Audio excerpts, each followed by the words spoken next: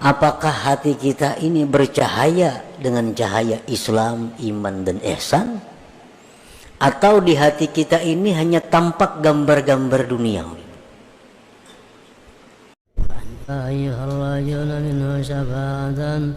Nah, para ulama pendahulu-pendahulu kita yang saleh, mereka menjelaskan tentang tanda, alamat orang-orang yang hatinya itu dipenuhi dengan duniawi. Alamat hati yang tidak bisa ditembus oleh cahaya Islam dan iman. Nah, yang pertama, ya'taqidu annal asbab yu'atsiru ma'allah. Ini tanda orang yang hatinya gelap, yang tidak akan bisa ditembus oleh sinar iman. Orang yang mengiktikadkan bahwa sebab itu memberi bekas beserta Allah dalam hatinya nih. Sebab itu menentukan. Betul aja Allah semuanya, tapi kalau tidak mencari tidak akan makan. Nah, itu contohnya. Ini contoh orang yang mengiktikadkan sebab menentukan, memberi bekas beserta Allah. Betul saja Allah Subhanahu wa taala yang memberikan sehat, tapi kalau tidak berobat mana bisa sehat. Betul aja kenyang itu makan. Betul juga yang mengenyangkan itu Allah, tapi kalau enggak makan enggak akan kenyang. Bila hati kita mengiktikadkan seperti itu, berarti hati kita ini sebab itu memberi bekas. Para muhibbin rahimakumullah, Allah Ta'ala memerintahkan kita untuk bersebab. Itu perintah. Allah memerintahkan kita untuk bersebab, berusaha, berobat, makan. Itu di dalam Al-Quran ada semuanya perintahnya. Tapi jangan sampai sebab itu disamakan dengan musabbib, dengan Allah. Cari aja sebab, Tuhan tidak ada melarang. Cari aja makanan, cari aja obat-obatan, cari aja usaha, bahkan Tuhan menyuruh.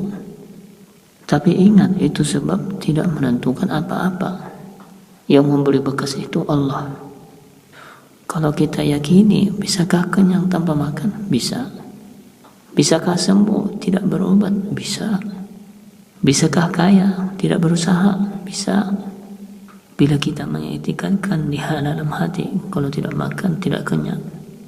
Nah, itu iktikad yang salah. Itu menunjukkan bahwa hatinya gelap, hatinya berkarat. Jadi yang sebab kita iktikadkan sebab, dan musabab kita iktikadkan musabab. Kedua-duanya ini dicari, tapi ada tingkatan-tingkatannya. Yang sebab jangan disamakan dengan musabib. Kalau begitu berhentilah berusaha, bukan begitu maksudnya. Kalau begitu berhentilah makan, tidak. Allah menyuruh makan, Allah menyuruh berusaha, tapi Allah melarang kita mengiktikadkan makanan itu yang mengenyangi. Itu aja yang dilarang Tuhan. Tuhan menyuruh berobat, tapi Allah melarang mengiktikadkan kita obat itu yang menyembuhkan. Nah, pertama tanda orang yang hatinya berkarat adalah dia mengiktikadkan bahwa sebab itu memberi bekas beserta Allah. Yang kedua tandanya orang yang hati berkarat, la yakhafu bima aw'adahu Allah ta'ala bin nar awil azab awil la'nah. Dia tidak takut pada sesuatu yang diancam oleh Allah dengan neraka atau azab atau laknat. Dia tidak takut. Uzar Tuhan, kamu jangan berzina. Zina itu azabnya pedih. Masih aja mau melakukan, nah tidak takut. Uzar Tuhan, jangan kamu mendekati zina. Uzar Tuhan, kamu jangan melakukan riba. Karena kalau kamu riba itu, kamu bermusuhan dengan aku. Tetap iya riba. tidak ada takutnya.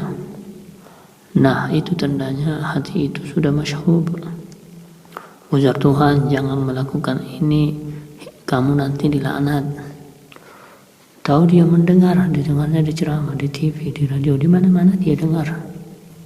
Dilaknat, tetap aja dilaksanakan. Nah, ini hatinya sudah tidak bisa lagi ditembus oleh cahaya iman, Islam dan ihsan. Yang ketiga, لا يرجو فيما وعده الله تعالى من الجنة أو الرضوان. dia tidak mengharap, tidak tergiur dengan janji-janji Allah daripada surga dan keridhaan. Tidak tergiur. Ujar Tuhan, laksanakan ini, balasannya surga. Bidadari 1000 orang, tidak ada tergiurnya. Kehendaknya tidak ada, tidak berminat, tidak menyambut, hatinya tidak menyambut. Berarti hati kita tertutup. Al-Quran mengatakan, hadis Rasul mengatakan, baca ini, baca surah ini tiap malam. Bila kamu baca surat itu, nanti meninggalnya ke dalam surga, dapat bidadari. Tidak ada dibaca-baca. Bila kita kayak gitu, berarti hati kita rusak. Hati kita rusak. Yang keempat,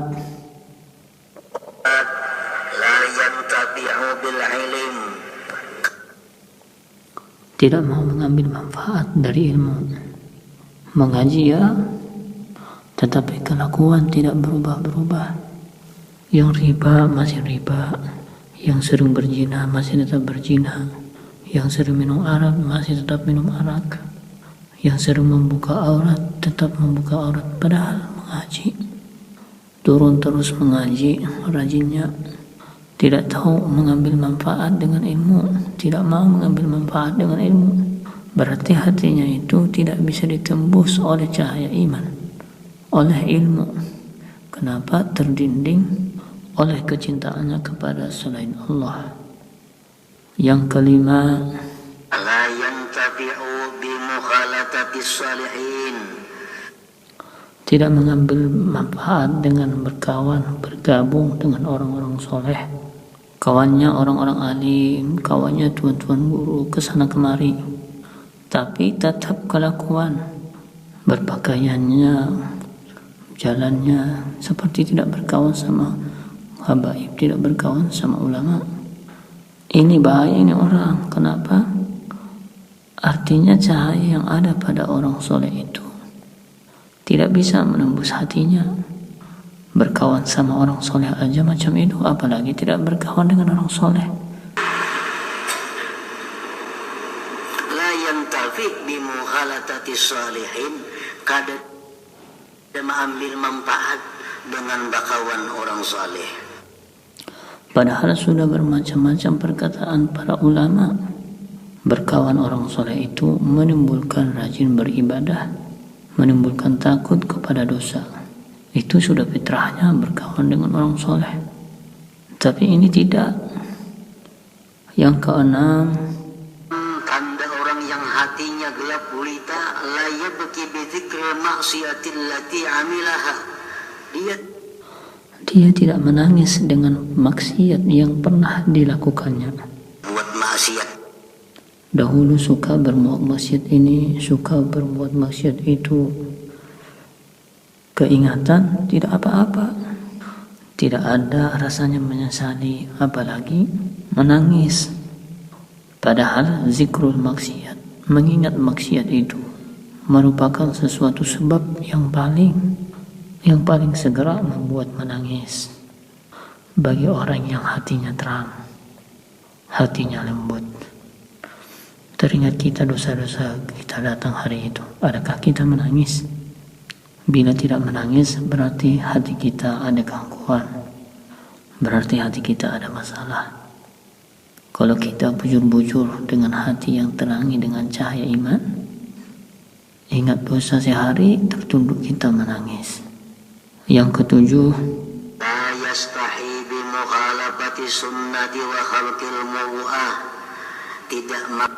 Tidak merasa malu berbuat sesuatu yang bertentangan dengan sunnah dan merusak kehormatannya, tidak merasa malu. Sekampungan orang turun menuntut ilmu ke masjid, dia tidak, dia di rumah. Orang ke masjid, dia di rumah. Berarti hati orang ini sudah tidak bisa ditembus lagi dengan cahaya iman. Yang kedelapan, la yakhsaru bitarkit ta'ah, tidak merasa rugi meninggalkan taat. Tidak merasa rugi. Ada orang taat berbuat taat, dia tidak merasa rugi. Kalau orang-orang beriman seperti sahabat Nabi, para tabi'in dan generasi-generasi pendahulu kita, kalau orang itu tidak sempat sembahyang jemaah karena ada sesuatu masalah, apakah orang sudah bubar sholat berjemaah, dia mati-matian menangis, dia merasa rugi karena tidak sempat berbuat taat ini. Nah, itu tanda orang yang hati yang terang. Kehilangan kesempatan berbuat taat itu kerugian yang besar. Bila kita tidak merasa rugi, nah itu ada masalah. Hati kita ada masalah, ada kegelapannya. Yang kesembilan, la yajidu halawatat ta'at, dia kadang merasakan manisnya taat. Setiap ada ibadah tidak ada rasa nyamannya, beribadahnya tidak ada nikmatnya. Orang yang gelap hati itu jelas sudah ibadahnya tidak ada nyaman. Apa aja ibadahnya pengen cepat-cepat selesai. Baca Yasin pengen cepat-cepat selesai. Baca Quran atau wirid pengen cepat selesai. Pergi pengajian pengen cepat selesai. Tidak nyaman. Dia tidak menemui manisnya taat. Padahal taat itu mestinya manis, mestinya nikmat bagi orang-orang yang hatinya terang. Yang ke-10, la yahtam bima asabal muslimin minal bala wal mihan,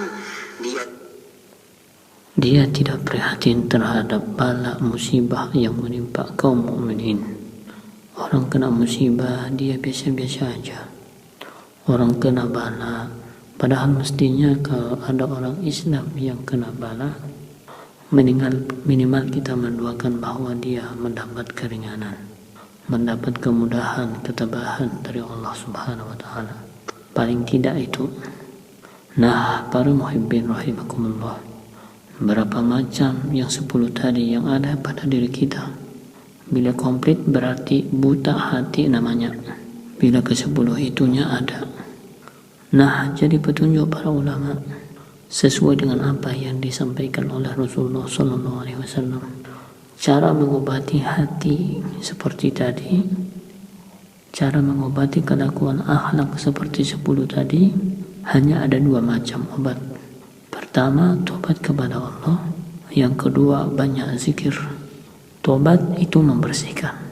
Tobat membersihkan. Zikir itu mengkilatkan. ujar Nabi, likulli syai'in masqalah wa masqalatul qulub zikrullah. Tiap-tiap sesuatu itu ada pengkilatnya. Wa masqalatul qulub, pengkilat hati, zikrullah. Itu obatnya. Jadi bila 10 perkara itu ada pada diri kita, kita hendak selamat, kita hendak baik, tobat kepada Allah, banyak zikir. Maka dengan demikian hati yang tadinya berkarat, hati yang tadinya yang gelap akan menjadi terang dan mengkilat.